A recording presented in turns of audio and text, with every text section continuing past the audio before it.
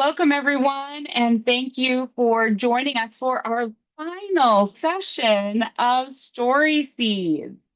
For those of you, and I think it's most of us, who have been with us for the entire series, you know that this has been our month-long series that's been focused on Megan Lovely's latest book, Story Seeds. Growing Home at the Farmer's Market, which has combined personal memoir and scholarship with more than 200 stories and interviews combined with photographs that was gathered over the course of 4 years from the 32nd Street Farmers Market in Baltimore. I know I have really enjoyed this month-long series that Megan has had the opportunity to share with us all of the great work that she has done. And I'm really excited for her to kind of share this final session where we will explore the relationships that both sowed the story seeds practice and how everything has really what has grown from it. More generally, we'll examine how stories can transform the transactional nature of commerce and research into really collective care. And I'm really excited about this topic today, and really excited for us to really join in conversation and in community with each other. So, again, without further ado, because I know you did not come to hear me yap, I'm going to turn it over to Megan Lovely. Thank you, Laura, and thank you everyone for taking the time to join, whether you've been in previous sessions or this is your first time joining. Today, we'll touch on some of what we've talked about in previous webinars, but it also stands on its own. So I'm going to take a moment to share my screen. And the first slide that I'm going to go ahead and read is a Future Stories acknowledgement, which I have drafted inspired by Amalia Deloney, who is a self-described relational futurist and designer of collective imagination. So I'm going to read this as a way for us to transition into the space together. Feel free to close your eyes if you want to listen, adjust yourself in your seat so that you're seated comfortably, and we'll get started right after this. We acknowledge that the stories we tell today were seeded by those who came before us and may shape the landscape for those who come after us. We share our stories with this in mind. We honor the sacred nature of story through our attention, how we listen, how we make meaning, and how we choose to act based on the stories we hear and the stories we share.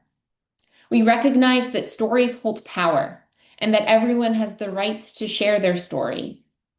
At the same time, we acknowledge that these stories will continue beyond our telling, that these stories are not something to own, but something to share, and that in sharing, they may take on new meaning. In sharing, we open ourselves up to the possibility of adaptation and collective imagination. We take the dandelion puff and we blow, our stories scattered to seed the next generation of storytellers. Alrighty. So once again, my name is Megan Lovely. I use she, her pronouns, and I am a social practice artist, an educator, and a community engagement professional. I'm connected to the Campus Compact through my role as a program manager and instructor of community engaged learning at the University of Rochester. But the project that I'll be talking about today predates my time in Rochester. It was a 4-year storytelling project that I facilitated at a farmer's market in Baltimore, Maryland. And I'll take a moment just to say that all the photographs in this presentation are credit to Michael Cabales, who is the photographer for the book, also happens to be my husband. He joined us for last week's session talking about ethics and responsibility of community engaged storytelling. A brief overview of how we'll be spending our time. So I'm going to start with an excerpt from the book. I'll be doing a reading just to ground our conversation together about practices of collective care. Then I'll be facilitating a brief mini workshop. It's hard to not do something interactive when this is about an interactive storytelling project. So for that, you will need a blank sheet of paper. A notebook is fine, and just something to write with. There will be an opportunity for folks to share what they write and create in that workshop, but it is completely optional. And then we'll end with time for question and answer. So please hold any questions until the end. Unless you can't hear me, you can't see something, feel free to come off mute, put something in the chat. Laura will be monitoring that as well. And if you need to get my attention urgently, but otherwise we'll leave time for conversation at the end. So the chapter I'm really excited to read with you all today. It's one of my favorite chapters in the book called Suki, and it's because it introduces readers to one of my favorite words in Tagalog, Suki. And so my husband is Filipino. Tagalog is the national language of the Philippines. And Suki describes this mutual relationship between a vendor and a customer. And when I learned this, he told me about it, I was just so amazed that there was actually a word to describe this relationship that I was observing through farmers market transactions. And but really it's a word that's best illustrated through stories. And so this chapter attempts to do that through highlighting some of the relationships at the 32nd Street Farmers Market. And a common theme that underlies all of these stories is communal care. So during the reading portion, I'm going to stop sharing my screen for a moment, and I'm going to share a PDF of the book so you can feel free to read along. It's also you can see the photographs. You can see how the photos illustrate the text in the book. Okay. Suki. As I stood over the fryer tending to the falafel, I kept one eye peeled toward Joan across the parking lot.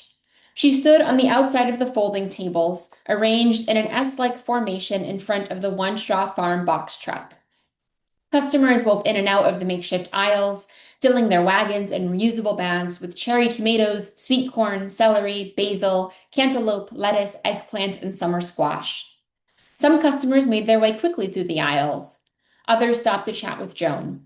Here, that's my job, to tell them a story, give them a recipe. They eat well, they come back, and they feel good, she told me. Although most farmers who I interviewed talked about sharing information and knowledge with customers, Joan Norman is the only farmer who explicitly framed this dialogue in terms of exchanging stories. Quote, I just had somebody tell me his recipe and story for making gravy for Thanksgiving, and in doing that, he told me about having a Christmas dinner in Denmark, she said. Joan was one of the first farmers I got to know at the 32nd Street Farmers Market. I affectionately called her my culinary dramaturge throughout my thesis development. On this day, as I waited for the falafel to float to the top of the oil, I was also waiting to catch Joan alone. I saw her wrapping up a conversation, so I sifted the falafel out of the oil pot and strolled over. That week, I was hosting a dinner workshop exploring how we're shaped by our communities. Joan recommended that I cook the same ingredient, like eggplant, in different culinary traditions to show how the same ingredient can link different cultures. That's your story, she said. I cooked melitano salata, a traditional Greek eggplant dip, nix viziani badrijani, a popular Georgian appetizer made from thinly sliced and fried eggplant wrapped around a walnut paste, spicy grilled garden egg salad, a recipe developed by Marcus Samuelson to honor African immigrant farmers in the United States growing crops native to their homeland. Joan taught me how ingredients can link us to each other, our homes, and our histories. Farmer Joan is a household name for families at the market, and she was a frequent character in stories shared at story seed stands. There was the young boy in the pirate hat, who shared a memory about shopping at the market on his birthday. Farmer Joan let him pick any vegetable he wanted for free. He chose radishes because radishes aren't always in season. My heart melted, dreaming that my children someday will appreciate the seasonality of locally grown food, and that they'll have a favorite fruit or vegetable that coincides with their birth month. There were the brother and sister, whose mom left them to draw their story seeds while she said, I'm going to go buy parsley from Farmer Joan, okay? In the Philippines, a suki is someone who consistently buys from you and who you buy from. You are their suki and they are yours. I shared this with Neil, who on August 5th, 2023, marked his 655th time coming to the 32nd Street Farmers Market. Quote, that's a term for the importance of social interdependency, he said. It's on a noun, verb, adjective, or adverb. It's all of them. He elaborated, quote, how many words are there that communicate an entire sentence? End quote. How many words are there that communicate an entire story? Having and being a Suki implies a shared history between two people. I met a couple from Kenyon College who were visiting Baltimore for the weekend and made a special visit to their home at 32nd Street. The husband wrote The Bean Man on his story seed, which I only saw after he left. I wonder if he knew that the Bean Man passed away the previous summer. It was on a Saturday morning. The trucks were already loaded for the market. The Bean Man's assistant, who had been working with him since she was a little girl, still came to the market that day. She told customers that it was what he would have wanted. Meeting that couple made me eager to return to my alma mater, Denison University, and see Charlie and Mary, the farmers I bought chocolate milk from throughout undergrad. When I graduated from college, Mary wrote me a letter acknowledging the 6 years we had known each other since I first met her at a campus visit in high school. We still email occasionally. When they learned that I got married, they mailed me a handmade frame from Etsy, acknowledging Mike's photography background. To me, this gesture represented more than a gracious acknowledgement of a new chapter of my life.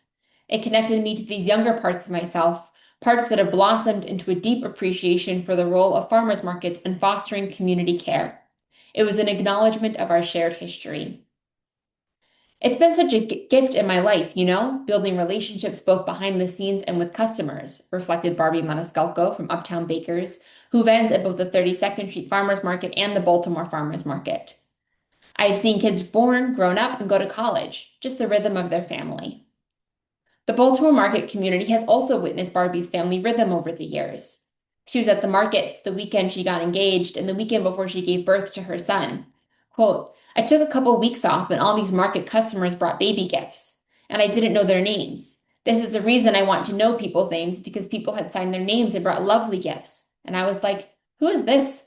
And my team was like, the family with the red wagon that buys sourdough and a couple muffins, end quote. It's not just the kindness of strangers that makes a place feel like home, although that certainly helps a place feel welcoming, a prerequisite for a home. It's the ability to care for and be cared for reciprocally. This feeling is palpable, not just among long-term residents, but newcomers as well. It's the feeling of welcome and genuine care that struck Melanie Molson when she first visited the market and it inspired her to move to the neighborhood.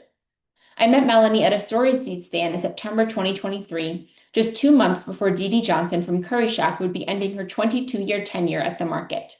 Melanie expressed how much she would miss Dee Dee and her iced mint green tea. Growing up in Panama, Dee Dee was used to making everything from scratch. She grew up going to public markets daily rather than shopping at grocery stores. When her late husband Brian's health made it difficult to continue his work as a master tailor, they pivoted. Quote, we said we need to do something different that we both can enjoy, Dee Dee told me. We really enjoyed cooking more than anything in the world. We started cooking and experimenting, and that's how Curry Shack got started, end quote. In addition to specialty teas, Curry Shack was known for their original spice blends, pockets, patties, samosas, curries, and rice dishes. I invited Melanie and Dee Dee to have a joint conversation about their relationship with each other and how the community at the 32nd Street Farmers Market helped them both find a sense of home. And so the rest of the chapter is a transcript of that conversation that I had with them. It's one of a few interviews that are featured in full in the book. But for the purpose of our conversation today, I am just going to share one quote from that interview, and it's from Dee Dee. And she's talking about the way that the market has been a sense of community for her. And she said, quote, when my husband got sick, I made a call and it was like the Avengers. They engaged. Everybody surrounded me with love, told me I was going to be okay. I felt this state of depression. My workers came to my house and said, we can do this. We restructured the business. We had to come up with a different concept to change from hot food to a product that people could consume at home. When my husband died, they helped me plan everything. Mark Ray sang at my husband's funeral. When I found out I had cancer, everybody just engulfed me and told me I was going to make it and I was going to be okay. End quote. So this quote, I feel like really highlights that the relationships at the market were so much more than just the transaction of, even the word Suki explains it's the reliability of the customer depends on the vendor to be there every week, and the vendor is relying on the customer's business every week. And in that way, they're mutually supporting each other.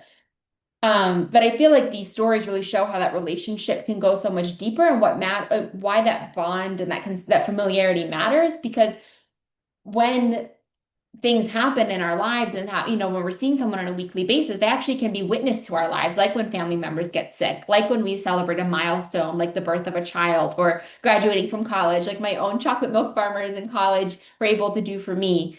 And that is really where, talking about that network of care that can grow out of a market beyond just feeding us with nourishing and fresh fruits and vegetables. And so to help us like process what's in this chapter, I'm gonna guide us through a mini workshop. And those of you who attended the week 2 pedagogy of belonging, we talked about third spaces. And those, which are those homes away from home where you feel the sense of belonging and care. And so Sukis are really those people that give us third space, that home quality. They are the steady, consistent presence. They are the welcomers. Barbie Maniscalco, who is quoted in this chapter and in another chapter, calls it her ministry of hello in terms of how she greets people. And so for this workshop, if you want to get out your pen and your paper, I'd first like you to make a list of all the people who, maybe not all the people, make a list of people who you consider to be part of your support system. So just take about 30 seconds, make a list of people who you consider that you can rely on when you need help.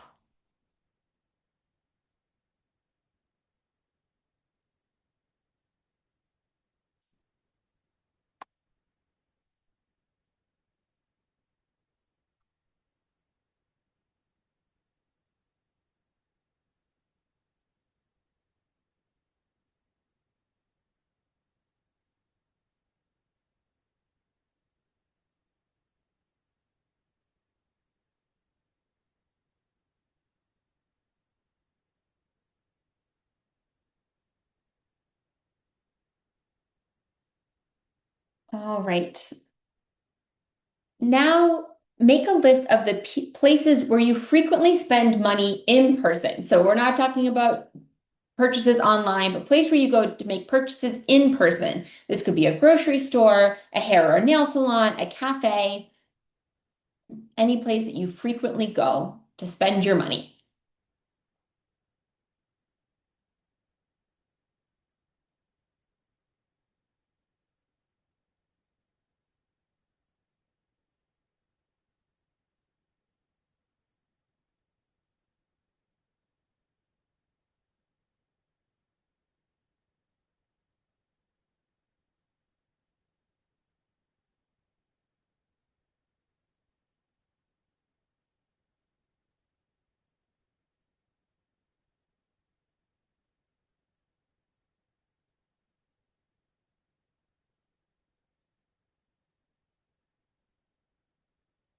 Now think about these places. Who would be the Sukis of those places? Who are the people who you regularly interact with? So maybe it's the barista, maybe it is the the hairstylist or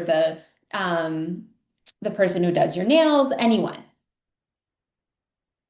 Cashier at the grocery store. And it's okay if you don't know their names. That's what the word Suki is for.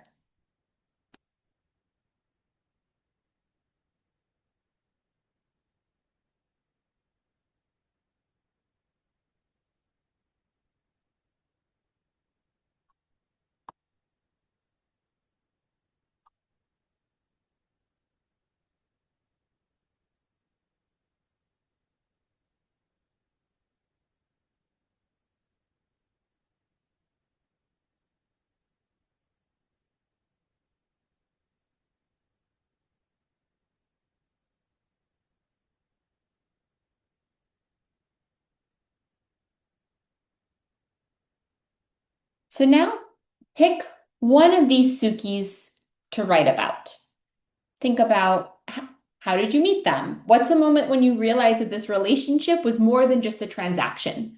Maybe that's the moment that the barista remembered your coffee order for the first time. Or maybe you were going, this happens in the market a lot, like, maybe someone gave you a deal on eggs, gave you $1 off of your eggs, or gave you, two for a buy two, get one deal, anything, but something that felt unique to you.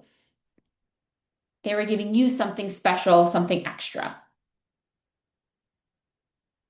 And maybe it's not even they gave you a discount, or maybe it's just they asked you about a trip that you had recently, or they asked you about how your parents were, or they asked you anything that just felt like they remembered you, that they saw you, and that you were someone more than just a customer to them.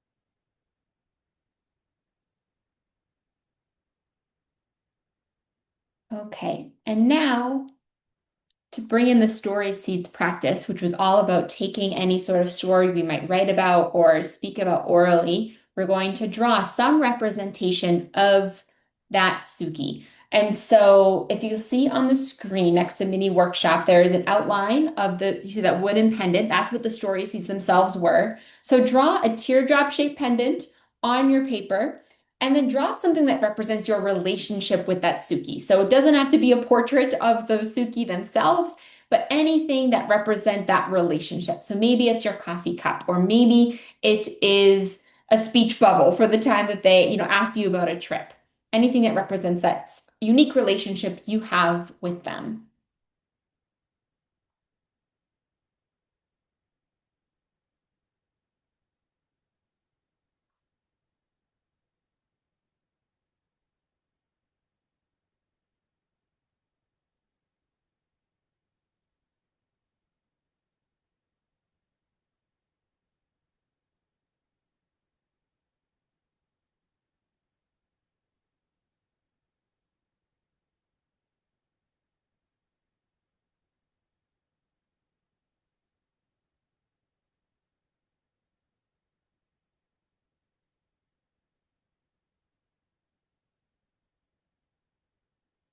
And so finally, the last question I'd like you to think about, and then we'll move into some sharing, is how do these Sukis fit into your broader support system? So go back to question one of those people who you listed as being part of your support system.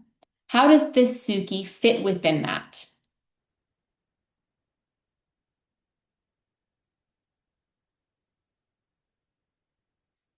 We'll take just about 20 more seconds and then we'll move into sharing.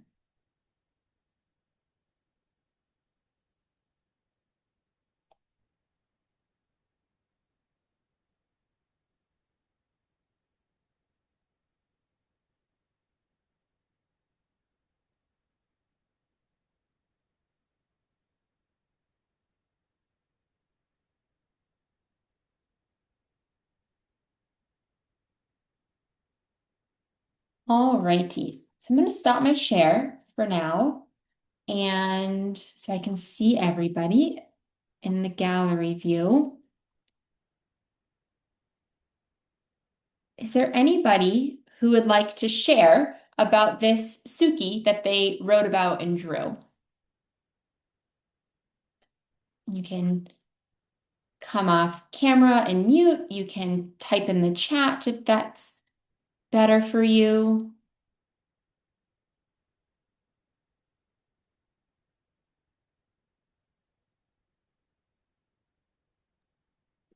Megan, I'll share. Mhm.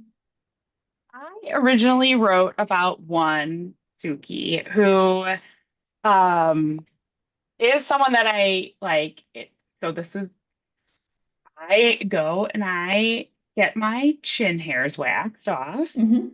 every 3 weeks. So it is my esthetician that waxes my chin hairs, because I am a lady of a certain age that has that done.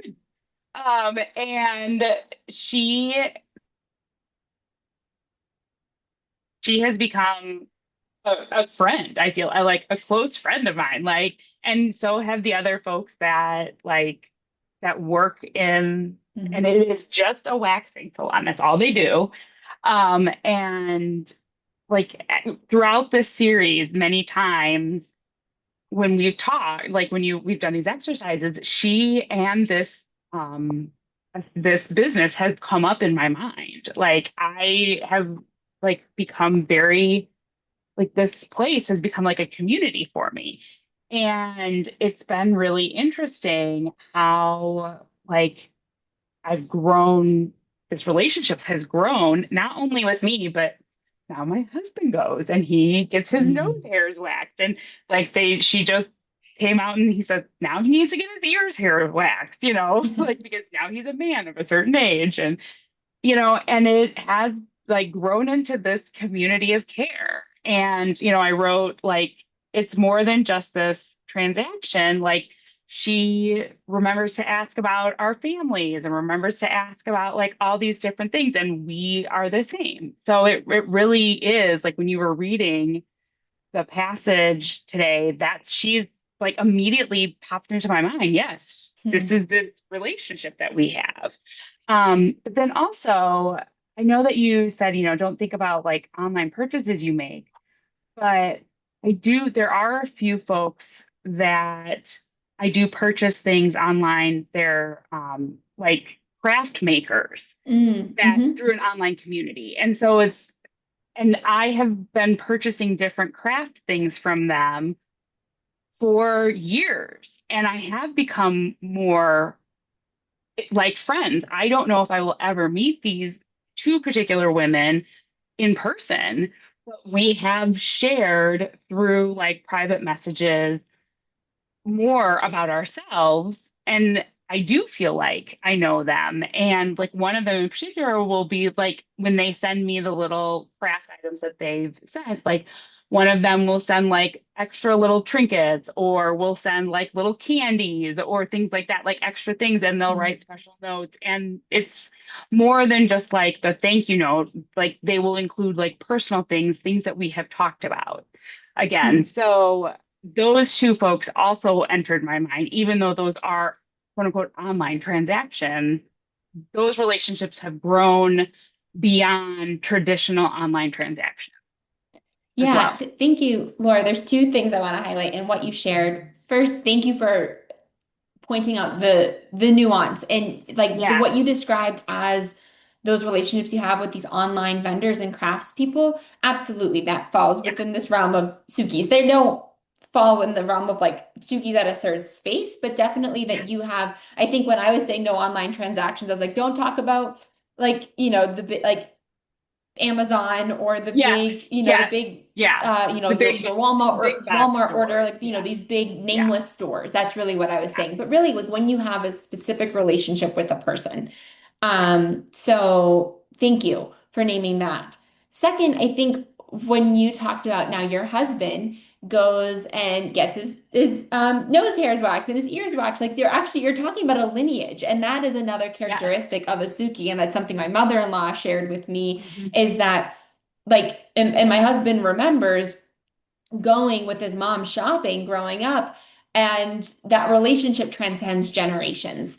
Yes. And so like you might have the same Suki as your parents did. And so then it becomes this intergenerational relationship, which is another Yep. really wonderful uh quality. And that's something that emerged at the farmers market, especially seeing parents bringing their children, like the child who remembers, Farmer Joan allowing him to pick a radish on his birthday. Like now that's his Suki. And Yep. so that is and that's, I think, maybe more specific to when multiple generations of family are in the same place over a period Yep. of time. So it's not, it doesn't always happen, but there is that beautiful potential to continue the relationship beyond your personal one with them. Oh, 100%. Like, honestly, I thought of another Suki immediately too. Like, I used to drive 4 hours to go to my dentist that I went to when I grew up. And it was really Mm, because of the hygienist who was also my dad's hygienist. And yeah. like, and then she left. And so, like, now I have a new dentist. And it was really, I just kept going there because I really liked her as my hygienist. And I had been going to her for since I grew up, type of a thing. Hmm. Um, yeah. But yes, the same thing. And it was because she was my dad's hygienist before he passed away. So it was still this like connection that I had. And we would always talk about my dad and like all of that. Mm, So yes. Hmm. yeah, thank you, Laura. Is there anyone else who would like to share about a Suki that they wrote about or drew for this mini workshop? And for anyone who might have joined in the middle of the workshop, we're talking about Sukis, those people who like we have a relationship with traditionally in the realm of commerce, we might buy something from, but when that relationship transcends the transaction and becomes more about a personal relationship.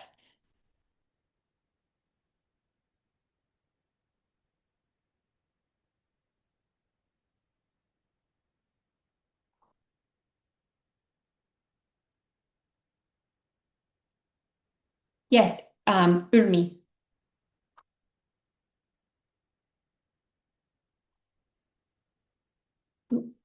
go ahead and Urmi, if you want to come off mute.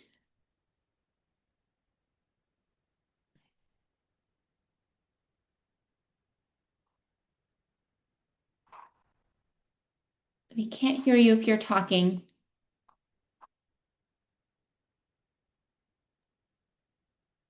Ermi, I'm going to unmute you.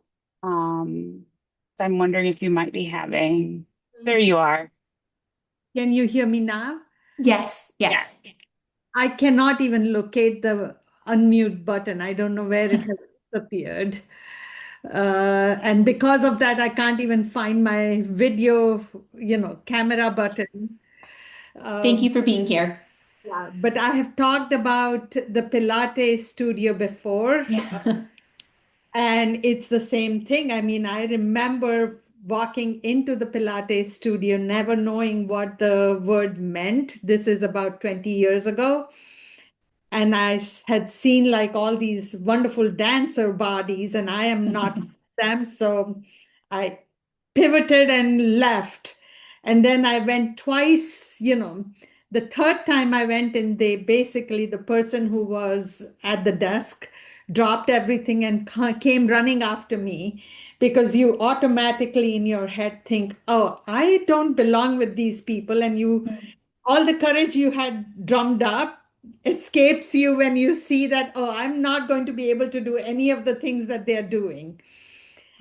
And she came running. She no longer works there, but some of the instructors are there. And, all through COVID, when business wasn't good, it was a core group of about 25 clients who worked and helped them through. And it's a give and take. I mean, I kind of have gone through multiple surgeries now, and they are my primary go-to. I think of them before I think of my physical therapist. So it's a community. It is, and I think as you were talking about Suki, that's what was the first thing that came to my head, that that's my space. Hmm. If they were to disappear suddenly, there will be a big vacuum in my life. Hmm. Hmm. Yeah, thank you, thank you, Urmi, for sharing. And I love yeah, you're talking about like those Suki specifically at a third space. And also the importance of it was that one person who encouraged you to keep coming back, who showed you that you do belong. And that's the importance of these Sukis in these public spaces in particular. You're talking about the courage that it takes to go to a public space and to make an interaction. And I think we are also highlighting is the vulnerability in these relationships sometimes to show up and try to connect. And so the importance of that is this two-way street. It takes someone being willing to receive us and welcome us. And your comment about, what would happen if you lose them, that brings me to another part of our conversation, which I wanted to highlight.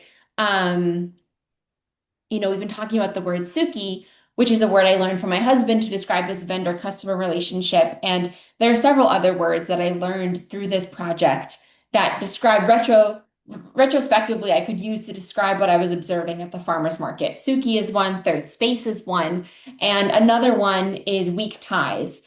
This is a term that was coined by a Stanford sociologist named Mark Granovetter in 1973.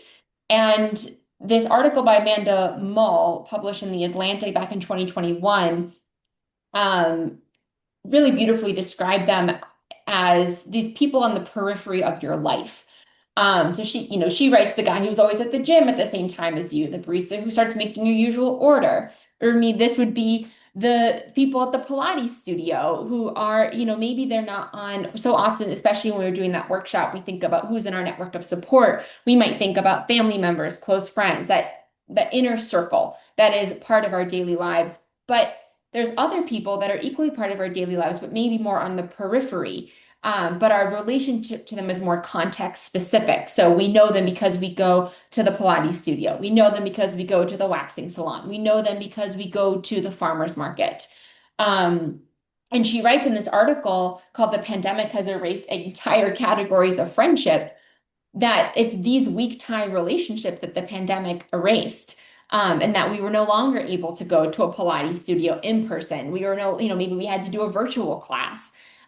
We were no longer able to go and hang out in a coffee shop. Or at a bar, um, and so these people who we knew in these specific contexts, we all of a sudden were cut off from these relationships. And she writes about the impact of that. Um, because she writes that these peripheral connections that she's quoting here an interview that she had with a social psychologist at the University of Essex, that these peripheral connections are what tether us to the world at large and remind us that we're part of a community that's bigger than ourselves. And that's really when I was writing this book and thinking about, what is community? It's not that and I write this in the book, I thought that I didn't have any community before I moved to Baltimore, before this farmer's market. There was a very different kind of community from what I experienced there. But in high school, like my community was the people who I was in theater club with. It was the network of parents who helped with carpooling and childcare responsibilities. It was but then, it was relationships dependent upon dependent upon like having to schedule something. Whereas when I'm going to the farmer's market, I'm in relationship with people who I may or may not run into each week. But it's that showed me, oh, like it's almost like, feeling like the universe is saying, like, I got you. There's these people who know you and remember you. And even if, especially moving to Baltimore, I was away from my family in the middle of the pandemic and seeking that connection. And because this farmer's market was open during the pandemic, that helped me stay tethered to the world at large and not get lost in my isolated bubble. Um, and so, we can talk about these relationships make us feel good. They make give us a sense of belonging, which I feel like, sometimes may feel just very anecdotal, or it feels a little mushy, or it feels, but like there's plenty of research that shows the physical ramifications of isolation. Um, and this is a interview that Amanda Mull had with a psychologist and neuroscientist at Brigham Young University, who talks about this. There's scientific evidence that suggests we need a variety of relationships in our lives, not just the close friends and family, but the people who make sure that we're healthy, the people who make sure that our hair is waxed, the people who make sure that we have veggies to fill our baskets with and take home to the groceries and take home to our home fridge. Um, and so it's our social health relies on more than our closest confidences. So to bring it to a broader question of why stories and what this project really, Story Seeds, aimed to do was to remind us to pay attention to the people and places that we call home, that are part of our network of care. Um, this, like, personally, I can say that when my husband and I moved from Baltimore to Rochester back in 2024, and primarily because we wanted to be closer to his great great aunt who had lived in Rochester for 40 years. And him being from the Philippines, he doesn't have like all of his immediate family is in Hong Kong, in the Philippines. And so when she passed away earlier this year, my initial impulse was like, well, let's just go home to my family in Massachusetts. I was feeling this need to be closer to family and my immediate network of care. But then the longer we kept reflecting, like we realized we've actually built a network of care here in Rochester. And for us, that is built through our local farmers market we've been involved with here. That's built through local organizations that we've both volunteered at and participated in. Through my work at the University of Rochester and community engaged learning, I had the opportunity to network with a lot of local nonprofits. And in reflecting about these different people, and the bookstores, even the bookstores that I wrote the Story Seeds book in, like there's so many relationships that I realize that are here and that I can rely on if I'm willing to ask for it. And I think I'm still learning how to ask for that support from people outside of my immediate circle. And being in, when I'm able to start telling stories about these relationships on the periphery of my life, it shows me actually how much support I do have. And I think that's a big reason why we decided to stay. And the relationships I made at the farmers market in Baltimore is why I decided to stay there after graduating. So it's the relationships that tether us to a place. And so I think especially reflecting on as we approach the end of this webinar series, um, I hope that Story Seeds itself as a practice has been adapted to lots of different contexts. And then grateful today to see Dr. Cuffey from the University of Delaware, who gave me the opportunity last year to talk about this work in the context of public health with some of her students. And I hope that this work can be spun off in many different directions. But really, at this core level, it's about paying attention and it's about, using stories and using these little seeds, which are those physical reminders of those stories, those moments that we shared that remind us of the community that we're not only building, but we're already a part of. It's not about creating something new, but just turning our attention to what is already here. So I'm going to stop my share. We have about 15 minutes left in the session and welcome a conversation about anything that's come up today. If you've attended previous sessions, if there's anything you want to bring in from previous sessions to guide our conversation that connects to what we talked about networks of care, feel free to, again, raise your hand, come off mute, type the question in the chat.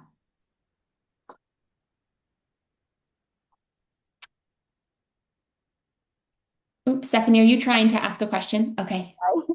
I was wondering if you, I guess in your experiences, have you noticed, it's like a twofold question, like certain, let's say, age brackets or certain people that are more drawn towards wanting this community, or some that are more opposed? I'm just kind of curious, like who's maybe more drawn to it, maybe, or who's maybe more hesitant, or things like that, just from your experience. Do you mean drawn to this sort of like these like weak tie communities, these like Suki relationships? What do you mean by Yeah, that? I'm thinking, people that are hungry for that community. Maybe they don't know Yes. how to find it, but they're hungry for it and they want it, but they don't Mm, know how to adjust it. Or I mean, some people are just like, I just want to stay home. Yeah, I'm a homebody, whatever. yeah. And they're content. Um, but I'm just curious, like maybe who you find that are looking for it, but have had like struggles trying to find it. Yeah. Thank you for that question. I mean, I'll say that I started the Story Seed stands at the farmers market out of my own hunger of needing to have social connection. And I started it in 2021 for my thesis, but then continued it in in 2023 after I started a full-time job at a nonprofit as an administrative coordinator, and I didn't have any social or creative outlet. And so what I found is that in creating that space out of my own hunger, I met other people who were equally hungry for that connection, including one of my friends, Ruth, she's the developmental editor of my book, and she and I met at a Story Seed stand, and like our friendship began because she was like, oh, like I also want to make art and I care about community and like, can we talk about this? And so I think that I was surprised that like the amount of, so I guess there wasn't a particular like population or group of people that I saw needing this, and there were plenty of people who passed by the stand, or I would ask if they wanted to share a story, and they just wanted to do their shopping, and that's okay. And it's respecting that for some people they just want a farmer's market to be a place of commerce. For some people, they might just go to the Pilates studio and they just want their exercise. But I think that one group that I can say, and maybe it's just because I've had more interaction with them, are college students. I facilitated a workshop about the Story Seeds project at Towson University, where I got my MFA from last year. I did a workshop with them when the book was released, and they talked about this desire to form these relationships. One of them talked about a relationship they had with their hairstylist, and said that so often they feel like there's a barrier, like they want to connect, they don't know how to connect. There's this like pressure, like you should just do it online, but then like online is impersonal, and like so I think and then I see that too with my students at the University of Rochester. And part of what I try to do, I teach an intro to community engaged scholarship course. And I feel like my primary objective of that course is just to shift their relationship to the city of Rochester and help them find one place or one person who they feel like they have a personal connection to. And I think that by creating the space in our classrooms, by creating the space in our public spaces, like putting up a stand and asking people to share stories, like it's creating that invitation to connect, I think gives people permission to share. Even I remember I did a workshop series with some neighbors and roommates when I was in Baltimore, and we did an exercise that was just asking people to write compliments to each other. And people so appreciated that opportunity just to share a compliment, because they don't feel like they had the permission to. So I feel like so much of it is just permission. We don't feel like we have the permission to connect. I can see that. Yeah, just it seems I think because we've become such an online community, society, maybe is a better word, that people are hustling. Like it feels weird. Like just the other day, we walk our dog, and just the other day I was out walking and I went to my neighbor's house. I'm just like, basically asking for this grown woman to come out just because we've always chatted, but to see the dog. But it's just like, you don't see kids doing that, going over to other people's houses as much as we used to, when you're younger, Mm, everybody goes from place to place. So I think even at the younger age, and then you just kind of go up where you stay in your small circle. And so just being able to like, it's okay to, step outside. It's okay to have those conversations. But yeah, so I think, yeah, that mhm, permission. Okay, mhm. thank you. Yeah, thank you for the question. And I see, Urmi, you wrote in the chat, I am planning to create a class project bringing community partners into the class using my Intro to Public Health course as a third space so students can experience creating and being a part of learning community. Because how can they absorb concepts of community health without experiencing community and discovering their identities through Suki? And you had a comment early on about realizing how our self-identity forms through these exchanges in our relational dynamics. When we lose that ability to exchange the energy of our being instead of doing, our sense of identity disappears too because we don't find us. We find us through each other. That's so beautifully articulated. I'm wondering if you want to share more about what you're thinking about that public health class, about how Sukis and relationships can help students feel a sense of belonging. So, I have been puzzled. I had never taught undergraduates before I started teaching during COVID Mm, to undergraduates. And there is a huge difference. They don't, like, I remember growing up and always getting into trouble because I was always talking with my mm, friends. Uh, Most of my learning has taken place, not just in the classroom, but by getting into mischief outside the classrooms. mm, And it's fascinating to me that the students don't talk to each other. I mean, they exchange messages, but it's very transactional. mhm, And it's and it's not just, I mean, I initially when I moved to the United States, this is 30 years ago, I it was a steep learning curve where in India, you could walk into each other's house, show up unannounced, and you would always be welcome. In fact, there were some, buildings that were constructed in such a way that your doors to your neighbor's house were always open. And so the kids would like walk through each other's houses, and it was just seen as your space to sleep. But you could go and eat. If you didn't like what your mom cooked, you could go to any neighbor's house and eat over there. Uh, and then, when I moved to the US, you didn't show up to somebody's place unless you called and you announced yourself. And it took a while for me to understand why or how. In fact, neighbors didn't know each other. You didn't know. And I would start having conversations, and often my husband would laugh and go, one of these days, you're going to encounter an axe murderer. But that's how I found myself. I don't think, we have, in our quest for knowledge, we have lost something very vital, and that is our sense of being. And how can we create wellness? Wellness is also seen as, like at the universities, the wellness center is where wellness happens. Whereas, meanwhile, we are like adding more and more compartments for students to do, like we create more and more silos. So there is virtually zero time that they have any unstructured time too. So, attending these sessions has given me some courage. I mean, I always involve community partners, but I'm thinking maybe we should just switch the way I do things so that the students don't think they have to perform. They can just come in and just be.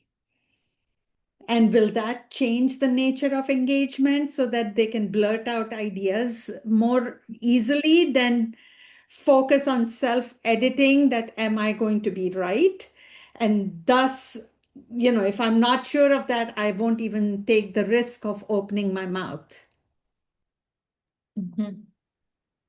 Yeah, I think you're really like, I think something I've learned each semester I teach this one course is that how we use classroom time is a resource, and that, how can we redesign assignments that are less, like you talk about, transactional, even the relationship between a student and a professor. The professor gives out the grade and the student completes work, but how can it be about the conversation? And we teach one class every semester. I do a chapter from Tricia Hersey's Rest is Resistance.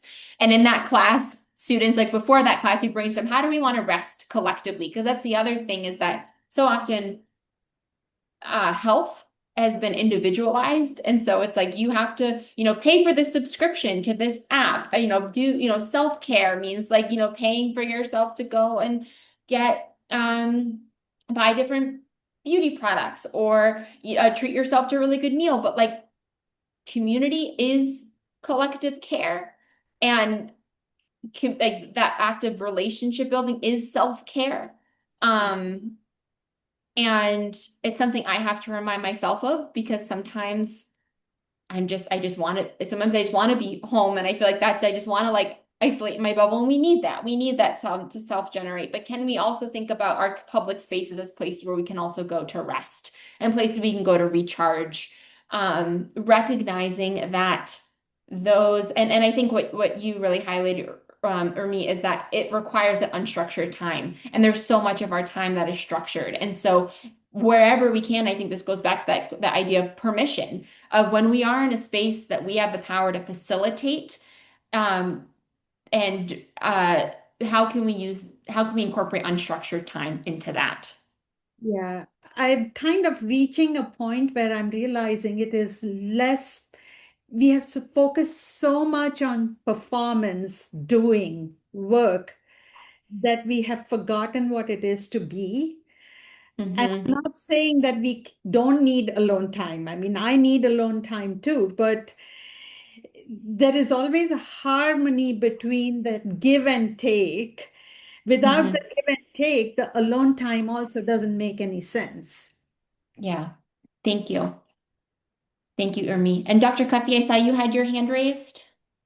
Hi, Megan. Thank you Hi. so much. It's good to see you, and it It's good was to really see great you. to reconnect with you. I just wanted to quickly say thank you so much for introducing my students last semester to Story Seeds. So it was a qualitative research course, and so what you were doing dovetailed perfectly with our class. And it was the first time in my like 5 years of teaching that I was actually able to integrate a book throughout the course of the Mm. class and actually watch my students understand what's going on, to connect the stories to the materials that we're covering.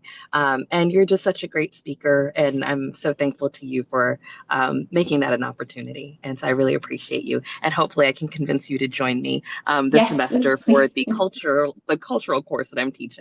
So Yes, I would love to. Thank you, Dr. Guppy. And that goes for anybody who's been in these sessions. Like I really am trying to find the different ways to, as Diane Doberner would say, like unfurl this process. And so would love to see how it can. I'll type my email again into the chat.